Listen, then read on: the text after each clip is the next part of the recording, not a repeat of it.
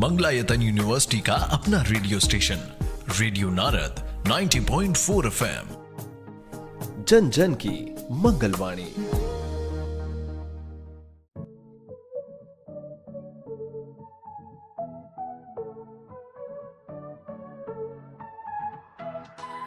स्वागत है दोस्तों रेडियो नारद 90.4 FM से। मैं हूं आपके साथ आरजे याशी और प्रोग्राम शुरू हो गया है ज्ञान सागर। जी हाँ दोस्तों, जिसमें हम आपके ज्ञान को करते हैं और भी ज्यादा उजागर। दोस्तों, जैसे जैसे मानव के जीवन को आसान बनाने के लिए दुनिया में कई तरह के इन्वेंशंस हो रहे हैं, उतनी ही तेजी से पर्यावरण पर भी असर पड़ रहा है और वह प्रदूषित हो रहा है। हालांकि कई संस्थाओं ने इस पर गहरा अध्ययन करके हर तरीके से पर्यावरण को दूषित होने से रोकने की कोशिश की है और अभी भी ये प्रयास जारी है। लेकिन क्या व्यवसाय के जरिए हम पर्यावरण को दूषित होने से बचा सकते हैं? आज हम इसी विषय पर गहराई से जानने की कोशिश करेंगे कि व्यवसाय के जरिए पर्यावरण को प्रदूषित होने से कैसे बचाया जाए। जिसकी विस्तार से जानकारी देने के लिए आज हमारे साथ मौजूद है एक ऐसी शख्सियत जिनकी शिक्षा की बात करें तो उनकी ग्रेजुएशन अलीगढ़ से, मास्टर्स गाजियाबाद से और पीएचडी मंगलायतन विश्वविद्यालय अलीगढ़ से पूर्ण है, जिनके 6 रिसर्च पेपर पब्लिश्ड हो चुके हैं। 8 से भी ज्यादा सेमिनार और कॉन्फ्रेंसेस उन्होंने अटेंड की हुई हैं। लगभग 3 साल का टीचिंग एक्सपीरियंस है और स्पेशलाइजेशन उनका मार्केटिंग में है। दोस्तों, मैं बात कर रही हूँ मंगलायतन विश्वविद्यालय के institute of business studies and management की असिस्टेंट प्रोफेसर डॉक्टर शालू अग्रवाल जी की। जी हाँ, जो कि आज हमारे साथ स्टूडियो में मौजूद हैं। उनका स्वागत करते हैं। डॉक्टर शालू जी, आपका बहुत बहुत स्वागत है रेडियो नारद 90.4 FM में। Hello ma'am, thank you so much मुझे यहाँ इनवाइट करने के लिए। बिल्कुल शालू जी, वैसे पर्यावरण का प्रदूषित होना बहुत गंभीर विषय है, जैसे हम सभी जानते हैं, और उससे होने वाले नुकसान आज हम सभी देख रहे हैं। लेकिन पर्यावरण के प्रदूषित होने के पीछे वो कौन कौन से एलिमेंट्स या मैं कहूँ कि रीजंस हैं जो आज हम ये सब फेस कर रहे हैं? जैसे कि मैं बात करूँ पर्यावरण क्या है, तो पर्यावरण वह है जिसमें हम रहते हैं और जिस पर हम सब निर्भर करते हैं। जी, अगर मैं बात करूँ पर्यावरण प्रदूषण की, तो पर्यावरण में मिलने वाले हानिकारक पदार्थ जो पर्यावरण को प्रदूषित बनाते हैं पर्यावरण प्रदूषण कहलाता है। ओके। पर्यावरण प्रदूषण कई प्रकार से होता है, जैसे वायु प्रदूषण, जल प्रदूषण, भूमि प्रदूषण, रेडियो एक्टिव प्रदूषण और ध्वनि प्रदूषण। कारखानों और वाहनों से निकलने वाले धुआं जो वायु को प्रदूषित बनाता है, इसके कारण वायुमंडल में जहरीली गैस की मात्रा बढ़ रही है ना। अगर मैं बात करूँ जल प्रदूषण की, तो कारखानों का कूड़ा कचरा तथा हानिकारक रसायन जो नदी में फेंकने से भर रही है, शहर की गंदगी जो नदियों में बहा दी जाती है, ये सब जल प्रदूषित करते हैं। जैसे रासायनिक खाद, कीटनाशक दवाएं के प्रयोग से भूमि प्रदूषित होती जा रही है, जो भूमि प्रदूषण की तरफ बढ़ रहा है। ओके।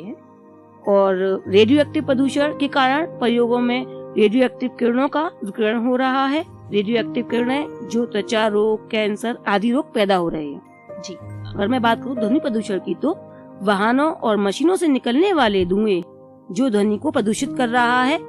ध्वनि प्रदूषण से बहरापन, चिड़चिड़ापन आदि लक्षण पैदा हो रहे हैं। ये तो बहुत ही गंभीर विषय है मैम, जिसके लक्षण भी हमें दिख रहे हैं। लेकिन जैसे हम अपने विषय पे आए, व्यवसाय के जरिए हम पर्यावरण को कैसे बचाएं, तो क्या आप हमें कुछ जानकारी दे सकती हैं कि व्यवसाय के क्षेत्र में पर्यावरण लाभकारी कैसे है? बिल्कुल मैम, अगर मैं बात करूँ व्यवसाय की, तो व्यवसाय पर्यावरण से कई वस्तुएं बनाता है, जैसे कि पेड़ों की लकड़ियों का इस्तेमाल व्यापार में बहुत तरीके से किया जाता है। जी। जैसे भवन, औजार, हथियार, फर्नीचर, पैकेजिंग, कलाकृतियाँ और कागज आदि बनाने में उपयोग किया जाता है। जी। पौधे बेचने का काम व्यापार का ही एक हिस्सा है, जो आजकल बहुत किया जाता है। पौधों की पत्तियों मेडिकल क्षेत्र में बहुत उपयोगी हैं, जिससे दवाएं बनाई जाती हैं, और पौधों से फल, फूल आदि सब चीजें मिलती हैं, जिसका व्यापार आज पूरे क्षेत्र में हो रहा है। डेफिनेटली मैम, ये तो आपने बहुत सारे व्यवसाय के तरीके बताए, जिसमें मुझे लगता है कि लोग आगे बढ़ सकते हैं और ऐसे बिजनेस को अपना सकते हैं। वहीं व्यवसाय के जरिए क्या हम पर्यावरण को प्रदूषित होने से बचा सकते हैं?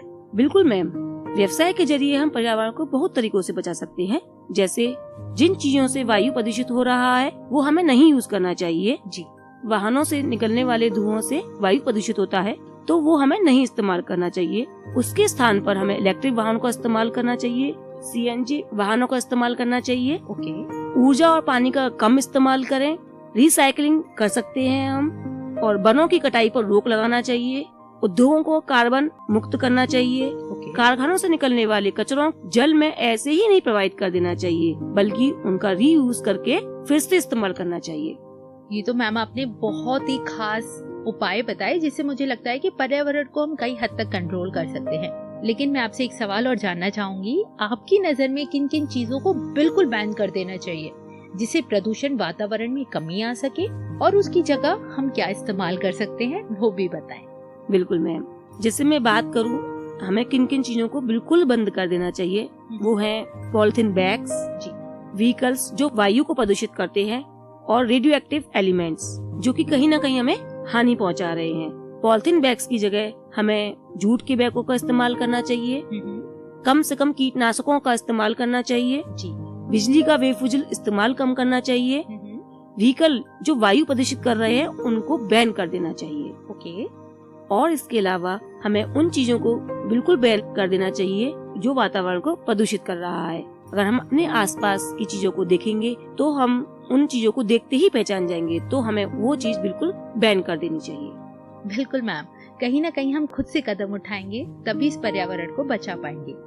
वैसे कहीं ना कहीं जो इन्वेंशंस अभी तक हुए हैं वो मानव की जिंदगी को आसान बनाने के लिए हुए हैं। अगर इनको बैन कर दिया गया तो पर्यावरण तो बच जाएगा, लेकिन पर्यावरण को बचाने से मानव का भला कैसे होगा? मैम, क्या आप इसका उत्तर दे सकते हैं? बिल्कुल मैम, अगर मैं बात करूं मानव और पर्यावरण की, तो मानव और पर्यावरण का संबंध बहुत गहरा और अटूट है। मानव विकास के लिए स्वच्छ पर्यावरण की जरूरत होती है। एक स्वस्थ वातावरण बीमारियों से बचाता है और जीवन रक्षा के लिए आवश्यक है। ओके। पर्यावरण की रक्षा से जल और खाद्य संसाधनों को संचित किया जा सकता है। हम पर्यावरण की देखभाल करते हैं तो हम यह सुनिश्चित करते हैं कि वे भविष्य में हमें उपलब्ध होंगे और आने वाले जनरेशन के लिए भी बहुत लाभकारी होंगे। तो इसलिए कहीं ना कहीं अगर हम पर्यावरण को बचाएंगे तो मानव और पर्यावरण दोनों के लिए डायरेक्टली और इनडायरेक्टली फायदा होगा। बिल्कुल मैम, ये तो आपने बहुत ही खास जानकारी दी। वहीं मैं अगला सवाल आपसे करना चाहूंगी, अगर हम सब मिलकर अपने अपने स्तर पर पर्यावरण को बचाने का प्रयास करते हैं तो आगे आने वाली जनरेशन को किस तरह के फायदे हो सकते हैं, कुछ उनके लिए भी बताएं। बिल्कुल मैम, अगर मैं बात करूं अपने आने वाली जनरेशन की, तो भविष्य की पीढ़ियों के लिए जीवन की गुणवत्ता और खुशहाली की रक्षा करने में पर्यावरण स्थिरता महत्वपूर्ण है। आज संसाधनीय प्रथाओं के लिए अगर हम यह सुनिश्चित करते हैं कि स्वस्थ जल, उपजाऊ मिट्टी और सांस लेने योग्य हवा जैसे आवश्यक संसाधन हमारे बच्चों और आगे आने वाली जनरेशन के लिए उपलब्ध रहें, तो यह हमारे लिए बहुत लाभकारी होगा। जैसे कि हम पानी को बचा सकते हैं, मिट्टी को बचा सकते हैं, वायु को बचा सकते हैं, खेती बाड़ी को ज्यादा से ज्यादा कर सकते हैं, जंगलों की कटाई को रोक सकते हैं जी। और सबसे बड़ी बात, अगर हम खेती बाड़ी अच्छी से अच्छी करेंगे तो खाना जो खेती बाड़ी से हमें मिलेगा वो हमें और हमारी आने वाली जनरेशन को शुद्ध खाना मिलेगा। बिल्कुल मैम, ये तो बहुत ही सही बात कही आपने, क्योंकि कहीं ना कहीं अगर हम आगे बढ़ते हैं, अपने शरीर की ग्रोथ करते हैं तो जस्ट बिकॉज ऑफ खाना खाने की वजह से करते हैं, और अगर वही हमें शुद्ध मिलेगा तो हम अपने आगे आने वाली जनरेशन को अच्छे से अच्छा दे पाएंगे और उनका पालन पोषण कर पाएंगे। वहीं चलते चलते आज के इस विषय के मुताबिक आप हमारे श्रोताओं को अपनी ओर से क्या कहना चाहेंगी, क्या संदेश देना चाहेंगी? बिल्कुल मैम, मैं आप लोगों को यही संदेश देना चाहती हूँ कि आप लोग ज्यादा से ज्यादा पेड़ लगाएं और उनकी देखभाल करें। सार्वजनिक परिवहन तथा पैदल या बाइक का इस्तेमाल करें जो कि CNG हो या इलेक्ट्रिक हो। बिजली की खपत को कम करें और ऊर्जा कुशल प्रकाश व्यवस्था का इस्तेमाल करें। कचरा कम करें और पुनः इस्तेमाल करें। रिसाइकलिंग पर ज्यादा से ज्यादा ध्यान दें। दोबारा इस्तेमाल में आने वाली चीजों को ज्यादा से ज्यादा खरीदें जी। और इसके अलावा ज्यादा से ज्यादा खेती बाड़ी करें और खुद सब्जियां उगाएं। अंत में मैं यही कहना चाहूंगी कि आप ज्यादा से ज्यादा पर्यावरण को बचाएं और अपनी आने वाली जनरेशन के लिए यह उपहार दें। बिल्कुल मैम, और ये बहुत ही फायदेमंद उपहार होगा जो मुझे लगता है आपका कहना है और बिल्कुल सटीक है। दोस्तों, सिर्फ सरकार के भरोसे हम पर्यावरण को दूषित होने से नहीं बचा सकते, तब तक जब तक आप खुद से अपने अपने स्तर पर प्रयास न करें।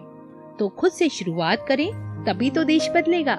अंत में मैं भी बस यही कहना चाहूंगी, पर्यावरण प्रदूषण जो इतना फैलाओगे तो प्राकृतिक आपदाओं से कैसे बच पाओगे, है ना। बाकी एक बहुत ही अच्छे संदेश के साथ डॉक्टर शालू जी ने अपनी वाणी को विराम दिया कि हमें कचरा कम करना चाहिए, मांस का सेवन बिल्कुल खत्म कर देना चाहिए। इसी के अलावा पुराने कपड़ों को दोबारा इस्तेमाल करें और उनको रिसाइकिल करें। ज्यादा से ज्यादा वो चीज खरीदें जो रीयूज हो सकती है, रिसाइकिल हो सकती है। और खेती बाड़ी पे बहुत ज्यादा ध्यान दें, क्योंकि कहीं ना कहीं इससे आपका भी फायदा होगा और आपके आगे आने वाली जनरेशन का भी। इतने खूबसूरत से संदेश के साथ मैं आपका बहुत बहुत धन्यवाद करती हूँ डॉक्टर शालू मैम। आपने ना सिर्फ रेडियो नारद से जुड़कर लोगों को एक प्यारा सा संदेश दिया, बल्कि व्यवसाय के जरिए पर्यावरण को प्रदूषित होने से कैसे बचाया जाए इस पर भी ध्यान दिया। आज के इस प्रोग्राम के लिए और हमारे साथ जुड़ने के लिए आपका बहुत बहुत धन्यवाद। धन्यवाद मैम, मुझे भी अच्छा लगा आपसे जुड़कर। बिल्कुल मैम। इसी के साथ दोस्तों, अभी मेरा वक्त हो गया है आप सभी से विदा लेने का। फिर लेकर आऊंगी आपके लिए एक नया खास विषय और जानेंगे उसके बारे में बहुत सी इंटरेस्टिंग बातें एक नए मेहमान के साथ। तब तक के लिए मुझे यानी आरजे याशी को दें इजाजत। रेडियो नारद 90.4 FM, जन जन की मंगलवाणी। Stay tuned.